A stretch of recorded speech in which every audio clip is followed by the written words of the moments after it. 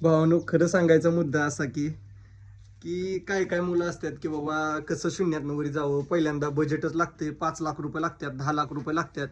असं सगळ्यांना वाटतं की बिझनेस चालू करायचं म्हणलं की 5 लाख रुपये, 10 लाख रुपये, 20 लाख रुपये, 40 लाख रुपये असले म्हणजे वाटतं की एकेकाला प्रोफेशनल केला तर बिझनेस टॉपचाच करायचा, नाहीतर खालचा करायचा नाही असं वाटतंय. पण तसं काही नसून आपण शून्यातनं म्हणजे झिरो डाऊन पेमेंटपासून पण बिझनेस चालू करतो. फक्त माइंडसेट व्यवस्थित लागतंय.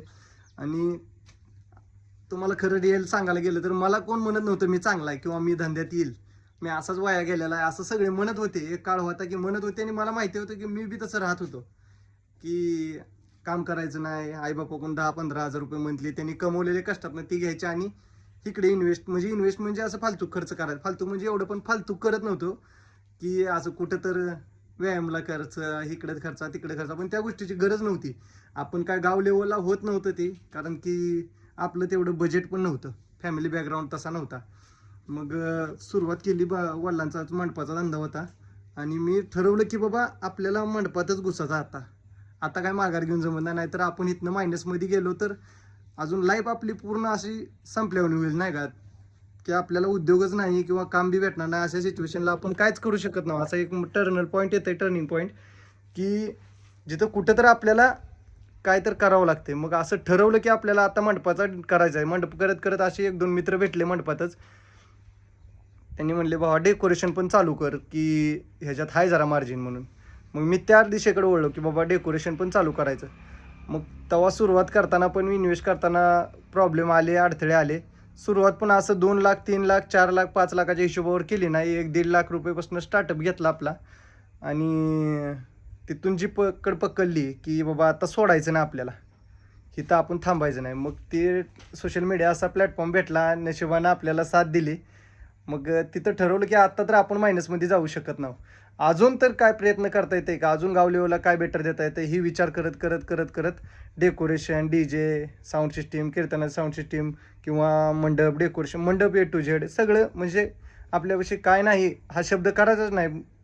एक अर्धी जर आलं आपल्याला ऑर्डर, की तिथं ठरवायला गेलं की मंडप आहे का, हे आहे का, ते आहे का? त्यांना तसं न काय म्हणता डायरेक्ट आपल्यापाशी आहे सगळं. काय पाहिजे तुम्हाला? मंडपपासून कॅटरिंग-बिटरिंग काय असते, जेवण-बिवण, डी-जे-बीजे सगळं आपल्याकडे वाढप्यासहित, असं म्हणलं त्यांना.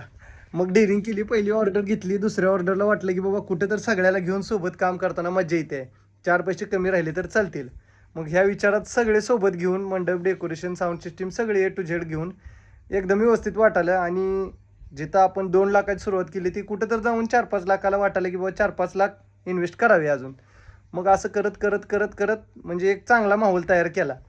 मग माझं म्हणणं असं आहे की बाबांनो, धंदा सुरू करताना कधीच 10 लाख पाहिजे, 20 लाख पाहिजे, तेव्हाच धंदा चालू होतंय असं म्हणून स्वतः म्हणजे डेअरिंग, बजेट असलं तर डेअरिंग होती सोडा. पण बजेट नसलं, घरच्याला फोर्स करून जर ह्याच्यावर लोन त्याच्यावर लोन करून करायचं ठरलं, तर मग ती लय मायनसमध्ये जातोय. धंदा जर सेट झाला तर आपण लोन कुठं बी मारा, किती बी मारा, आपल्याला लोन द्यायला तयार पण होती ती आणि लोन फेडायची डेअरिंग पण येते. फक्त धंदा सेट होईस्तोवर लोन हा शब्द जर कानावर पडला तर लय लोड पडते. म्हणून जेवढं करायचं आहे तेवढं इमानदारीनं करून इमानदारीनं कमवायचं, इमानदारीने ठेवायचं. माझं ही म्हणणं आहे, बाकी काय नाही. सुरुवात करताना व्यवस्थित करा. कमी बजेटमध्ये सुरुवात करा. तिथं जर प्रॉफिट राहिलं तर बजेट वाढवा, इन्व्हेस्टचं बजेट वाढवा. नंतर प्रॉफिट तर काय राहणारच आहे सोडा. पण आपली कराची डिरिंग किती आहे, आपल्या करण्यात जिद्द किती आहे, ही ठरवली का तरच पुढचं सक्सेस भेटतं आपल्याला. म्हणजे पुढची पायरी येते आपली, की बाबा आपण सक्सेस होत आहो का नाही, तेव्हाच कळते. नाहीतर पहिल्यांदाच 5 लाख रुपये घरच्याकडून घेतले, इन्व्हेस्ट केले, तर त्या 5 लाखाची आपल्याला किंमत राहत नाही. पहिली तर गोष्ट, की 5 लाख रुपये घेतले त्यांच्याकडून आणि इन्व्हेस्ट केले, तर गेले तर काय गम राहत नाही. तिथंच 1 लाख इन्व्हेस्ट केले, त्याचे 5 लाख केले, 5 लाखातले 4 लाख इन्व्हेस्ट म्हणजे लॉस झाला. तर कुठं तर वाटतं की बाबा आपण कमवलेल्या पैशाचा लॉस झाला. ती घरच्याचे पैसे असल्यावर आपल्याला वाटत सहित नाही की लॉस झाला. म्हणून सांगतोय, कमी बजेटमध्ये इन्व्हेस्ट करा आणि स्टार्टअप करा आणि सक्सेस व्हा. बस, जास्त बोलायला येत नाही. चालतंय, चला.